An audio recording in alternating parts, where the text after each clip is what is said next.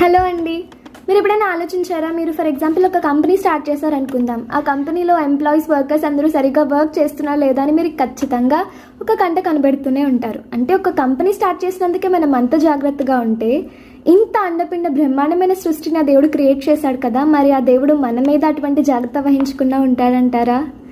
అంటే ఇప్పుడు for example మన గ్రంథాలను దేవుడు చాలా స్పష్టంగా మెన్షన్ చేశాడు, నేను మిమ్మల్ని చూస్తున్నాను, మీరు జాగ్రత్త అని చెప్పి. అంటే భగవద్గీత గ్రంథంలో సర్వతోక్షి అని, అంటే సర్వము చూసేవాడని, అలానే బైబిల్ గ్రంథంలో యెహోవా కనులు ప్రతి స్థలము మీద ఉండును అని, అలానే ఖురాన్ గ్రంథంలో అల్లా అన్నీ చూస్తున్నాడు అని చాలా స్పష్టంగా ఉంది.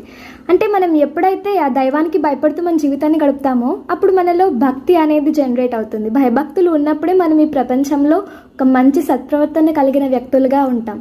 సో ఇటువంటి నాలెడ్జ్ మనం ఇంకా గెయిన్ చేసుకోవాలి అంటే మన దైవ గ్రంథాలని మనం ఖచ్చితంగా చదవాల్సిందే. ఆ నాలెడ్జ్ అందరికీ షేర్ చేసుకుందాం. And don't forget to subscribe the channel.